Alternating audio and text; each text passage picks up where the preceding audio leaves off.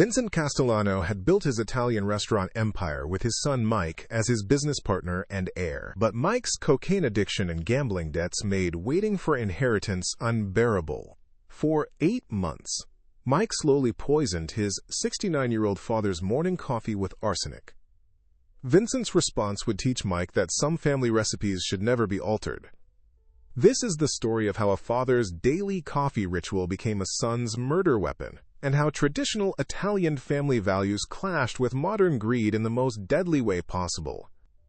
Before we continue, please subscribe to the channel and let us know where you're listening from in the comments. You'll want to hear every detail of this family business betrayal story.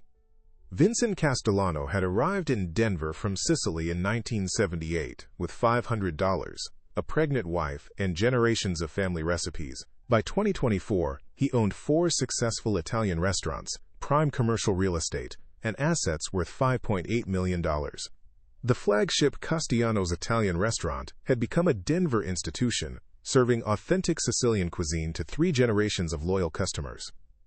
Vincent's approach to business reflected old-world values: personal relationships, quality ingredients, family loyalty, and patient wealth building. He worked 70-hour weeks, knew every customer's name, and treated his employees like extended family. Business is about trust, Vincent would tell anyone who would listen. People don't just buy food, they buy relationships, tradition, heritage. Vincent's son Mike had grown up in the restaurants, learning the business from childhood. Vincent had always assumed Mike would eventually take over the family empire, continuing the Castellano tradition into the next generation. But Mike Castellano had different values than his father. Where Vincent saw long-term relationship building, Mike saw inefficient sentimentality. Where Vincent valued gradual expansion, Mike wanted rapid growth and immediate profits. "Dad, you're stuck in the past," Mike would complain. "This business could be worth $20 million if you'd modernize and expand aggressively." Vincent had made Mike a full business partner in 2018, giving him 30% ownership and complete operational authority over 2 of the 4 restaurant locations. Vincent retained majority control and final decision-making authority, but Mike had substantial autonomy and income. The partnership had worked well initially.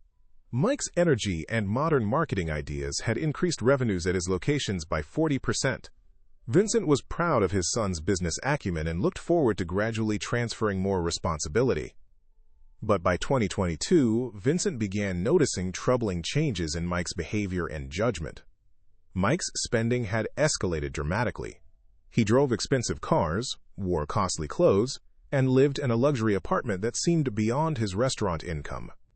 When Vincent asked about finances, Mike claimed he was making successful investments. Mike's personality had also changed. He was more aggressive, impatient, and dismissive of Vincent's traditional approaches. He frequently criticized Vincent's old-fashioned methods and pushed for rapid expansion that Vincent considered risky. "You're holding this business back," Mike told Vincent during a heated discussion about expansion plans. "We could own half of Denver's restaurant market if you'd stop being so conservative." Vincent attributed these changes to Mike's ambition and the natural tension between generations in family businesses. He didn't realize that Mike had developed a serious cocaine addiction that was driving both his personality changes and his desperate need for money. Mike's drug habit cost him approximately $3,000 per month. His gambling, which had started as casual entertainment, had escalated to regular casino visits, with losses averaging $8,000 monthly. His total addiction-related expenses exceeded $130,000 annually, more than his legitimate restaurant income. Mike had been funding his addictions by skimming cash from the restaurants, inflating expense reports, and taking unauthorized advances against future profits. By early 2023, he had stolen over $200,000 from the business. But Mike's theft couldn't continue indefinitely without detection. Vincent's accounting was too thorough, and the restaurant's financial patterns were too well established. Mike knew he would eventually be discovered, and the consequences would include criminal prosecution and complete disinheritance. Mike needed a permanent solution to his financial problems. In his drug-influenced thinking, murdering his father seemed more practical than rehabilitation or honest confession. Mike began researching methods for killing Vincent that would appear natural and wouldn't trigger criminal investigation. Mike Castellano's approach to murdering his father was methodical and calculated. His cocaine-enhanced paranoia made him careful about avoiding detection, while his business training helped him plan systematically. Mike researched various poisons online, looking for substances that would cause gradual health decline without obvious symptoms of poisoning. He wanted Vincent's death to appear like natural aging or chronic illness, not murder. Arsenic emerged as Mike's poison of choice for several reasons. It was relatively easy to obtain, caused symptoms that resembled natural illness, and could be administered gradually over months to avoid suspicion. Mike purchased arsenic through online chemical suppliers, claiming he needed it for pest control at the restaurants. The small quantities he ordered were legal and didn't trigger any reporting requirements. Mike's delivery method was Vincent's daily coffee ritual. For 40 years, Vincent had started every morning at 6 a.m. with a double espresso at the flagship restaurant. Vincent prepared the coffee himself using a specific blend and technique that had become a beloved routine. But Mike had recently started arriving early to help with morning preparations. Vincent appreciated his son's dedication and didn't question Mike's desire to prepare his father's coffee as a gesture of respect and affection. "Dad, let me make your espresso," Mike would say. "You work too hard. I want to take care of you." Vincent found Mike's attentiveness touching. He thought his son was finally showing the family loyalty and traditional values that Vincent had tried to instill. Mike began adding tiny amounts of arsenic to Vincent's coffee in March 2023. The doses were small enough to avoid immediate detection, but large enough to cause gradual poisoning over months. Arsenic poisoning symptoms develop slowly and mimic many common health problems: fatigue, stomach pain, skin changes, memory problems, and general weakness. Mike counted on these symptoms being attributed to Vincent's age or work stress, rather than poisoning. Mike also positioned himself as Vincent's concerned caregiver, suggesting doctor visits and expressing worry about his father's health. This caring son persona would provide cover for Mike's knowledge of Vincent's symptoms and make him appear devoted rather than suspicious. "Dad, you've been looking tired lately," Mike would say. "Maybe you should see Dr. Martinez for a checkup." Vincent appreciated Mike's concern and began seeing his doctor more frequently as his health gradually declined. Dr. Rodriguez, Vincent's physician for 15 years, initially attributed Vincent's symptoms to normal aging and work stress. The symptoms were subtle and developed gradually, making poisoning an unlikely consideration. "You're 69 years old, Vincent," Dr. Rodriguez explained. "Some decline in energy and stamina is normal. Maybe it's time to reduce your work hours and let Mike handle more responsibility." This medical advice aligned perfectly with Mike's plan. As Vincent's health declined, Mike could gradually assume more control of the business, positioning himself to inherit everything when Vincent eventually died. Mike's poisoning continued for 8 months, with Vincent's health steadily deteriorating, while Mike expressed increasing concern and took on additional business responsibilities. But Mike had underestimated his father's resilience and intelligence. Vincent Castellano hadn't built a successful business empire by ignoring problems or accepting simple explanations for complex situations. By November 2023, Vincent had noticed patterns in his illness that troubled his analytical mind. His symptoms weren't random or consistent with normal aging. They followed specific timing and seemed connected to particular activities. Vincent felt worst in the mornings. Shortly after drinking his coffee, his symptoms improved throughout the day when he was away from the restaurant. On days when he skipped his morning coffee ritual, he felt significantly better.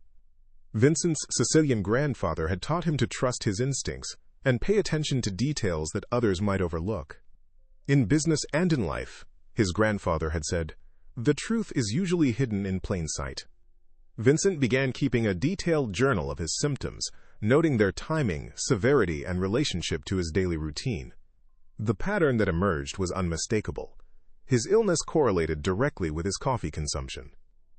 Vincent also noticed that Mike was unusually interested in his coffee preparation. Mike had never shown such attention to Vincent's morning routine before this year, but now he insisted on preparing the espresso personally almost every morning. "Let me take care of you, Dad," Mike would say. "You've worked so hard for so many years." Vincent appreciated the sentiment, but something felt wrong about Mike's sudden devotion to coffee preparation. Vincent decided to test his suspicions scientifically. On 3 consecutive mornings, he asked Mike to prepare his coffee but then didn't drink it, claiming he wasn't feeling well enough for caffeine. On those days, his symptoms were significantly milder. On the fourth morning, Vincent drank the coffee Mike prepared, and his symptoms returned with full severity. Vincent realized that his morning coffee was making him sick, but he couldn't understand why. His coffee beans, water, and preparation method hadn't changed. The only variable was Mike's involvement in the preparation process. Vincent considered the possibility that Mike was accidentally contaminating the coffee with cleaning chemicals or other substances. But Mike was too experienced in food preparation to make such basic mistakes. A more disturbing possibility began forming in Vincent's mind. Mike might be deliberately contaminating the coffee. But why would Mike want to make his father sick? Vincent's initial thought was that Mike might be trying to force him into retirement, creating an opportunity for Mike to take full control of the business. Vincent didn't yet suspect that Mike was actually trying to kill him.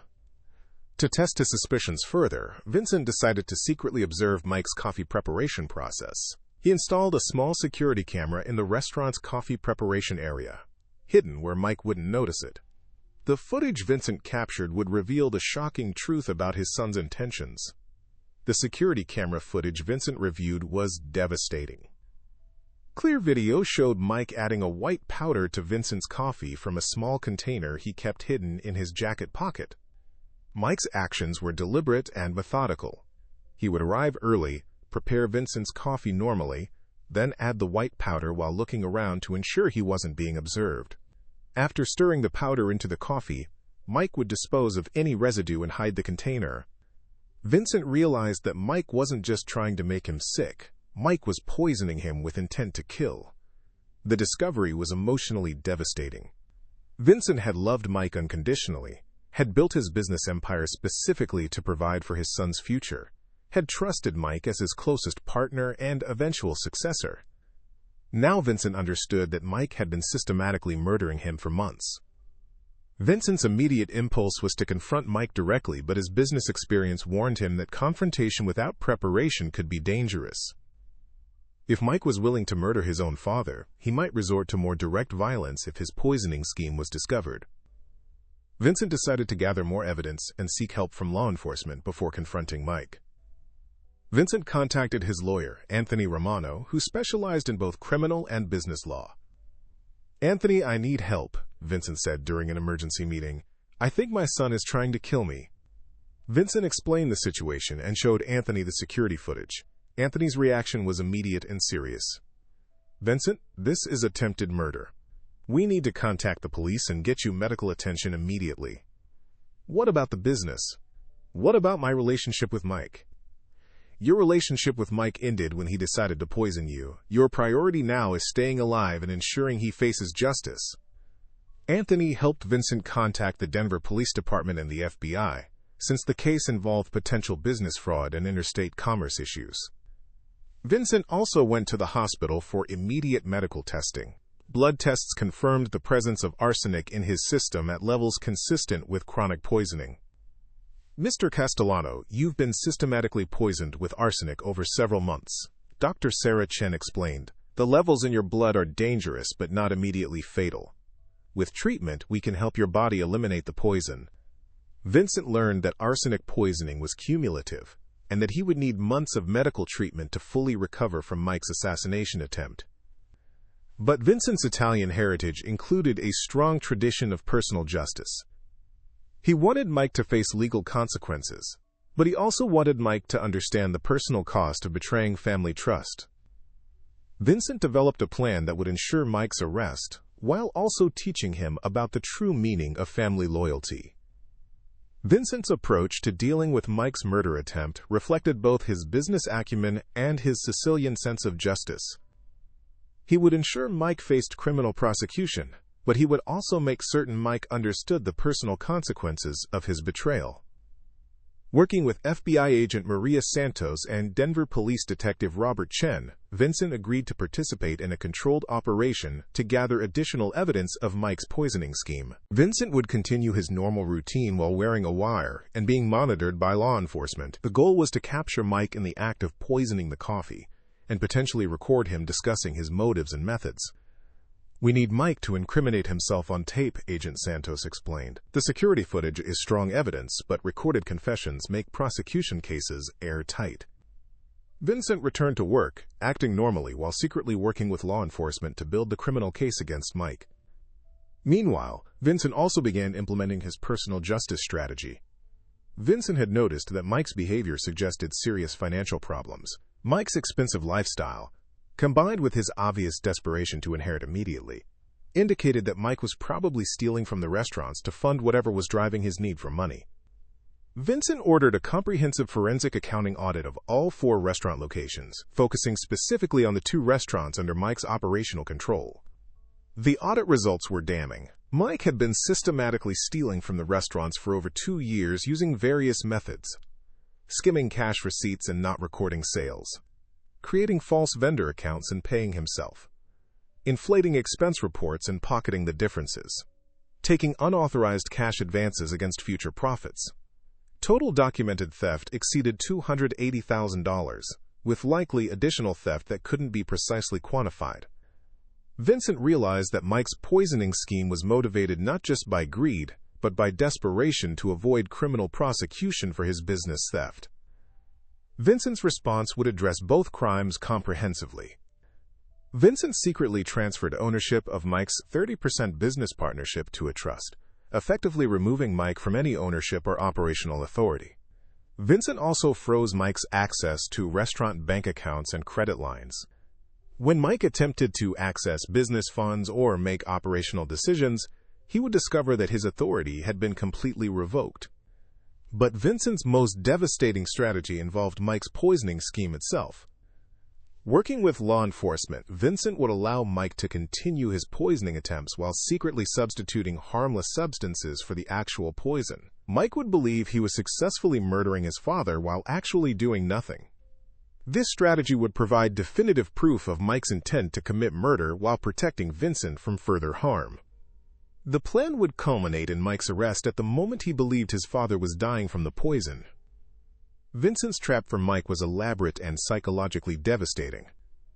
Over the course of 2 weeks, Vincent would appear to be deteriorating rapidly from Mike's poisoning, while secretly being protected by law enforcement surveillance and medical supervision. Vincent began acting increasingly sick and weak, claiming that his symptoms were worsening dramatically. He started leaving work early, complained of severe fatigue, and made appointments with Dr. Rodriguez for emergency medical consultations. "Mike, I'm really worried," Vincent told his son. "I feel like I'm getting much worse. Dr. Rodriguez wants to run more tests." Mike's reaction revealed his true priorities. Instead of expressing genuine concern or suggesting Vincent take time off to recover, Mike immediately began discussing business arrangements for Vincent's absence. "Dad, don't worry about the restaurants," Mike said. "I can handle everything until you're feeling better." Vincent realized that Mike was anticipating his death and positioning himself to assume full control of the business empire. Meanwhile, law enforcement was recording all of Vincent and Mike's conversations, documenting Mike's lack of genuine concern and his obvious preparation for Vincent's death. The poisoning attempts continued daily, with Mike adding what he believed was arsenic to Vincent's coffee, while actually adding harmless cornstarch that had been substituted by law enforcement. Vincent's performance as a dying man was convincing. He had studied the symptoms of advanced arsenic poisoning and replicated them accurately enough to fool Mike completely. "Dad, you're looking really weak," Mike said one morning after preparing Vincent's coffee. "Maybe you should go home and rest." "I think you're right," Vincent replied, playing his role. "I can barely stand up." Vincent noticed that Mike seemed excited rather than concerned about his father's apparent deterioration. After 2 weeks of the controlled operation, law enforcement had gathered comprehensive evidence of Mike's poisoning attempts, his theft from the restaurants, and his callous attitude toward his father's supposed illness. Agent Santos decided it was time to spring the trap. "Vincent, we're going to arrest Mike tomorrow morning," Agent Santos told him. "We want to catch him in the act of poisoning your coffee, then confront him immediately with all the evidence we've gathered." Vincent was ready for the confrontation that would expose Mike's betrayal and end their relationship forever. December 15, 2023, began like every morning for the previous 8 months. Vincent arrived at Castellano's Italian restaurant at 6 a.m. for his daily coffee ritual. knowing it would be the last time Mike would have the opportunity to poison him. FBI agents were positioned throughout the restaurant and surrounding area, with sophisticated recording equipment capturing every word and action. Mike arrived at 6:15 a.m., carrying the same small container he had used for months to add poison to his father's coffee. "Morning, Dad," Mike said, his voice showing barely concealed excitement. "Let me make your espresso." "Thanks, son," Vincent replied, knowing that law enforcement was recording every word. Mike prepared the coffee with his usual care, adding what he believed was a lethal dose of arsenic from his hidden container. Law enforcement cameras captured every detail of his actions. "Here you go, Dad," Mike said, handing Vincent the cup. "Your favorite blend." Vincent accepted the coffee, knowing it was harmless, but knowing also that Mike intended it to kill him. "Mike, I want to talk to you about something," Vincent said, following the script law enforcement had prepared. "What about, Dad?" "About the business. About our relationship. About what family means." Mike's body language showed impatience and anticipation. He wanted Vincent to drink the coffee and begin his final decline. "Dad, you can tell me anything," Mike said. "I love you." The word love from someone who had been poisoning him for 8 months was almost too much for Vincent to handle, but he maintained his composure. "Mike, I know what you've been doing," Vincent said quietly. Mike's expression changed from fake concern to genuine alarm. "What do you mean?" "I know about the poison. I know about the theft. I know everything." Mike's face went completely white. "Dad, I don't know what you're talking about." At that moment, FBI Agent Santos and Detective Chen entered the restaurant with their badges displayed. "Michael Castellano, you're under arrest for attempted murder, aggravated assault, and theft," Agent Santos announced. Mike's reaction was panic, followed by desperate denial. "This is crazy! Dad, tell them this is a mistake." "The only mistake was trusting you," Vincent replied. As Mike was handcuffed, Vincent pulled out his phone and played back some of the recorded conversations from the previous weeks, including Mike's callous comments about Vincent's illness and his obvious preparation for his father's death. "You wanted me dead," Vincent said, "for money, your own father." Mike's final words as he was led away were not an apology or expression of remorse, but a desperate attempt at manipulation. "Dad, you don't understand! I was trying to help the business." Vincent realized that Mike would never acknowledge the magnitude of his betrayal or show genuine remorse for trying to murder his own father. Mike Castellano's criminal case attracted significant media attention due to the unusual nature of the crime and the extensive evidence law enforcement had gathered. The charges against Mike were comprehensive: attempted murder in the first degree, systematic poisoning, aggravated assault causing bodily harm through poisoning, theft of business assets, stealing $280,000 plus from restaurants, conspiracy to commit fraud, falsifying business records, elder abuse, targeting a victim over 65. The evidence was overwhelming. Law enforcement had security footage of Mike adding poison to Vincent's coffee, recorded conversations showing Mike's lack of concern for Vincent's health, medical evidence of arsenic poisoning in Vincent's blood, forensic accounting proof of systematic business theft, physical evidence of arsenic in Mike's possession.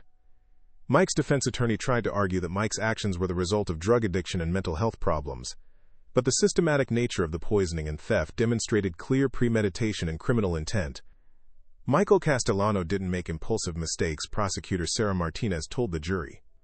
He planned and executed a deliberate campaign to murder his father for money over an 8-month period.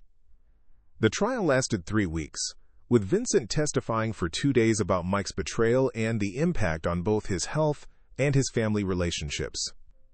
"Mike didn't just try to kill me," Vincent told the court. "He destroyed the trust that makes family relationships possible. He turned our family business into a murder weapon." Mike's testimony was unconvincing and self-serving. He claimed he loved his father and was only trying to help him retire peacefully by taking over business responsibilities. When confronted with the security footage of him adding poison to Vincent's coffee, Mike claimed he was adding vitamins to help his father's health. "What kind of vitamins?" Prosecutor Martinez asked. "I don't remember exactly," Mike replied. "Mr. Castellano, the substance you added to your father's coffee was arsenic. Are you claiming you thought arsenic was a vitamin?" Mike's inability to provide coherent explanations for his actions convinced the jury that his poisoning scheme was deliberate attempted murder.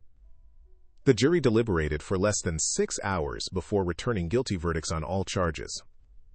Judge Patricia Williams sentenced Mike to 35 years in federal prison, citing the systematic nature of his crimes and the breach of family trust involved. Michael Castellano betrayed the most fundamental obligation of family relationships, Judge Williams said during sentencing. His actions represent a level of callousness and premeditation that requires severe consequences. Vincent was present for the sentencing and provided a victim impact statement that focused on the broader implications of Mike's betrayal. "Mike didn't just try to kill me," Vincent told the court. "He tried to destroy the family business that 3 generations built. He violated the trust that makes communities possible, and he demonstrated that greed can corrupt even the closest relationships." After Mike's conviction, Vincent faced the challenge of rebuilding both his health and his business empire. The arsenic poisoning had caused lasting health effects that would require ongoing medical treatment, but Vincent was determined to recover completely. Dr. Chen supervised Vincent's detoxification treatment, which involved medications to help his body eliminate arsenic and repair the damage to his organs. "You were very lucky," Dr. Chen told Vincent. "A few more months of poisoning could have caused permanent organ damage or death." Vincent's recovery was gradual but complete. Within 6 months, his energy levels had returned to normal, and his other symptoms had disappeared entirely. The business recovery was more complex. Mike's theft and the investigation had disrupted operations at all 4 restaurant locations. Customer confidence had been shaken by the publicity surrounding the poisoning case. Vincent decided to use the crisis as an opportunity to modernize and expand the business in ways that honored tradition while embracing appropriate innovation.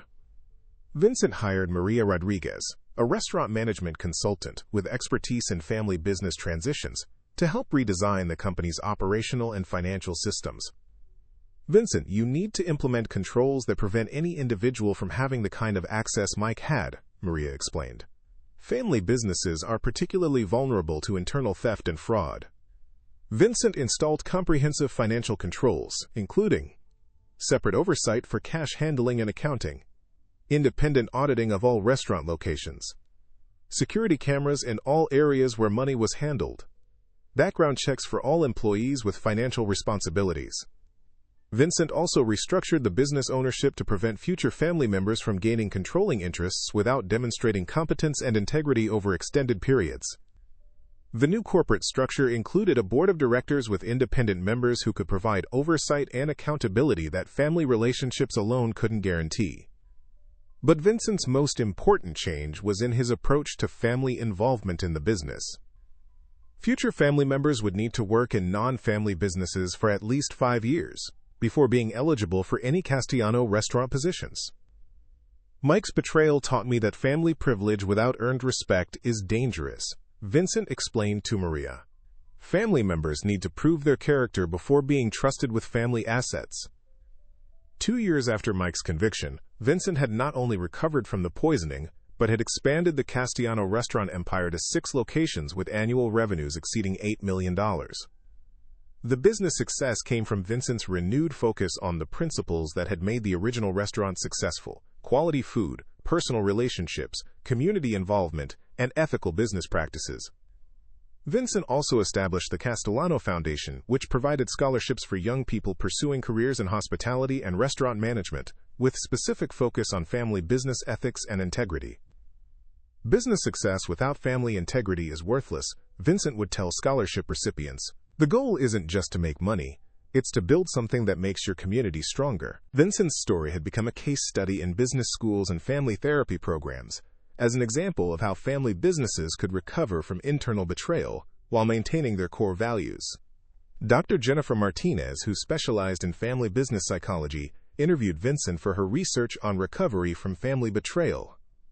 Vincent's case demonstrates that family businesses can survive even the most severe internal attacks if they have strong foundational values, Dr. Martinez explained. "The key is distinguishing between family relationships and business relationships." Vincent had also become an advocate for elder abuse prevention, sharing his story at conferences and seminars across the country. Family members are responsible for the majority of elder abuse cases, Vincent would tell audiences. My son tried to kill me not because he was a stranger, but because he was family and had access to poison my coffee every morning. Vincent's presentations focused on the warning signs of family financial abuse and the importance of maintaining independent relationships and activities that couldn't be controlled by family members. Mike remained in federal prison, with 31 years remaining on his sentence. He had never contacted Vincent to apologize or express remorse for his crimes. Vincent had accepted that Mike would never acknowledge the magnitude of his betrayal or show genuine understanding of the damage he had caused. I've grieved for the son I thought I had, Vincent told Dr. Martinez, but I've learned that grieving is different from enabling. Mike made his choices, and now he's experiencing the consequences. 3 years after Mike's conviction, Vincent faced the question of business succession and family legacy. At 72, he was healthy and energetic, but he needed to plan for the eventual transfer of the restaurant empire to the next generation. Mike's betrayal had complicated succession planning because Vincent's only child was now serving a 35-year prison sentence for attempting to murder him. Vincent had 2 grandchildren, Mike's children, Emma, 16, and Anthony, 14, who had maintained relationships with their grandfather despite their father's crimes. "Grandpa, we're sorry about what Dad did," Emma told Vincent during one of their regular visits. "We want you to know that we don't understand how he could hurt you." Vincent had worked with family counselors to help Emma and Anthony process their father's crimes while maintaining their relationship with their grandfather. "Your father made choices that hurt our family," Vincent told them, "but you're not responsible for his choices. You can choose to be different." Vincent decided that Emma and Anthony could potentially inherit portions of the business, but only after demonstrating character and competence through the same standards he would apply to any non-family candidates. "If you want to be part of this business someday, you'll need to earn that right," Vincent told them. "Family name gets you a chance to prove yourself. It doesn't get you automatic success." Vincent also began mentoring several non-family employees who showed potential for leadership roles in the restaurants. Carlos Martinez, a sous chef who had worked for the Castellano restaurants for 8 years, had demonstrated both culinary skill and business acumen that impressed Vincent. "Carlos, you understand what this business is really about," Vincent told him. "It's not just about food. It's about community, tradition, and treating people with respect." Vincent began training Carlos in business management and financial oversight, creating the possibility that the Castellano restaurant legacy could continue through mentorship rather than just family inheritance. "Blood relationships don't guarantee character," Vincent explained to his business consultant Maria Rodriguez. "But character can create family relationships that are stronger than blood." 5 years after Mike's poisoning attempt, Vincent reflected on how the experience had changed his understanding of family, business, and personal security. The Castellano restaurant empire now included 8 locations across Colorado, with plans for expansion into neighboring states. Vincent's brush with death had motivated him to build a business that could survive and thrive regardless of family complications. "Mike's betrayal taught me that sustainable success requires systems that protect against individual corruption," Vincent told a business conference audience. "Whether that corruption comes from strangers or family members." Vincent's business model now emphasized community ownership and employee advancement, creating loyalty based on shared success rather than family obligations. The restaurants employed over 150 people, many of whom had been promoted from entry-level positions to management roles through Vincent's mentorship programs. "Vincent saved my life," said Carmen Rodriguez, who had started as a dishwasher and was now managing 2 restaurant locations. "Not just with a job, but with respect and opportunity to grow." Vincent's approach to business relationships had become a model for other family businesses struggling with succession planning and internal conflicts. The National Restaurant Association had invited Vincent to serve on their ethics committee, using his experience to help develop guidelines for preventing family business fraud and abuse. "Family businesses face unique vulnerabilities," Vincent told committee members. "We need industry standards that protect both family relationships and business integrity." Vincent's personal life had also been transformed by his experience. He had developed closer relationships with friends and community members, reducing his dependence on family relationships for emotional support and social connection. "Isolation made me vulnerable to Mike's manipulation," Vincent reflected. "Community connections provide perspective and protection that family relationships alone can't guarantee." Vincent had remarried in 2025 to Sofia Martinez, a widow who owned a successful catering business. Their relationship was built on mutual respect and shared values, rather than financial dependency or family obligations. "Sofia and I are partners, not dependents," Vincent explained. "Our relationship makes us both stronger without making either of us vulnerable." Mike had served 5 years of his 35-year sentence and had never expressed genuine remorse for his crimes. Prison correspondence from Mike continued to focus on his own suffering rather than acknowledgement of the damage he had caused. "Dad, prison is really hard," Mike wrote in his most recent letter. "I hope you can forgive me so we can rebuild our relationship when I get out." Vincent had not responded to Mike's letters. Forgiveness, in Vincent's understanding, required genuine remorse and acknowledgement of wrongdoing that Mike had never demonstrated. "I've forgiven Mike in the sense that I'm not consumed by anger," Vincent told Sofia, "but forgiveness doesn't require me to enable continued manipulation or expose myself to future betrayal." As Vincent approached his 75th birthday, he could see the permanent impact his survival had created. The Castellano restaurant empire had become a model for ethical family business practices, while his personal story had helped protect other elderly Americans from similar betrayals. The Castellano Foundation had provided scholarships to over 100 young people pursuing careers in hospitality and business management. The foundation's ethics curriculum was being used by business schools across the United States. "Vincent's foundation has probably prevented numerous cases of family business fraud," said Dr. Jennifer Martinez, who had studied family business ethics for over 20 years. "His systematic approach to rebuilding trust and preventing future betrayal has become a template for other family businesses." Vincent's grandchildren, Emma and Anthony, had both chosen to pursue college educations before deciding whether to join the family business. Emma was studying business administration with a focus on restaurant management, while Anthony was pursuing culinary arts. "Grandpa taught us that earning respect is more important than inheriting privilege," Emma told a family business conference where she was speaking about ethics and integrity. Both grandchildren understood that their potential future roles in the business would depend on demonstrating character and competence, not just family relationships. Carlos Martinez had become Vincent's business partner and designated successor, owning 25% of the restaurant empire and having operational authority over expansion plans. "Carlos embodies the values this business was built on," Vincent announced when promoting Carlos to partner. "He's earned his position through character, competence, and commitment to our community."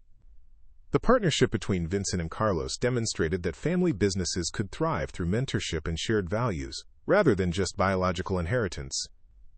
Mike had served 7 years of his sentence and continued attempting to contact Vincent through letters and intermediaries. His messages showed no genuine understanding of his crimes or their impact. "I made some mistakes, but I'm still your son," Mike wrote in his latest letter. "Family should forgive family." Vincent's response was to donate Mike's letters, unopened, to researchers studying family business betrayal and recovery. Mike's letters are useful data for understanding how family betrayers justify their actions, Vincent told Dr. Martinez. But they're not useful communication for rebuilding relationships.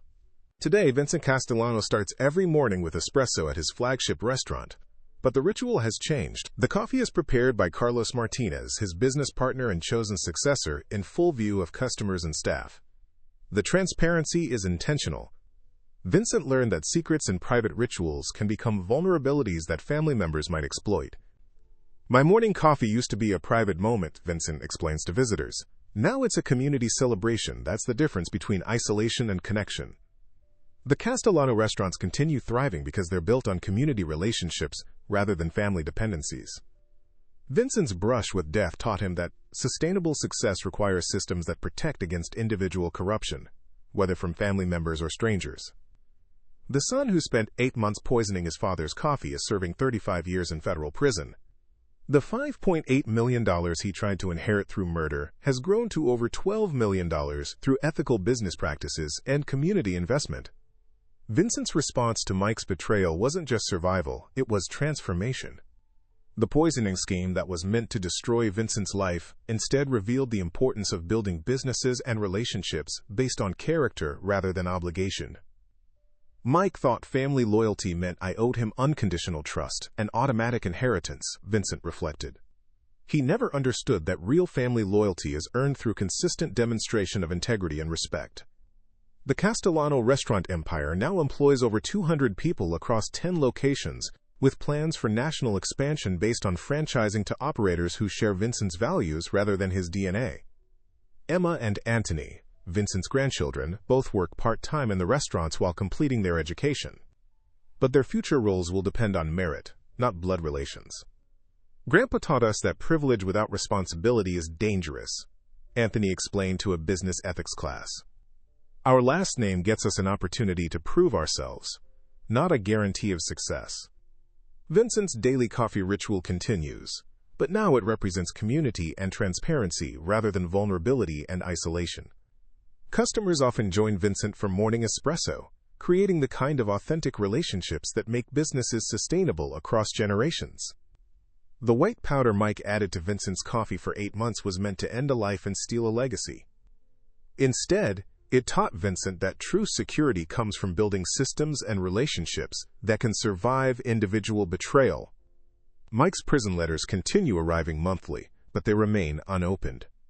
Vincent donates them to researchers studying family business crime, transforming Mike's ongoing manipulation attempts into educational resources that protect other potential victims. Some people never learn that their actions have permanent consequences, Vincent told Sophia on their second wedding anniversary. But I've learned that survival isn't just about avoiding danger, it's about building something stronger than the forces that try to destroy it. The morning espresso that Mike poisoned for 8 months now represents everything Mike never understood about family, business, and community. It's prepared transparently, shared openly, and enjoyed by people who have earned their place through character rather than claimed it through genetics. If you enjoyed this story, please like this video, subscribe to the channel, and share your thoughts in the comments. Remember, family loyalty must be earned through integrity, not assumed through blood relations.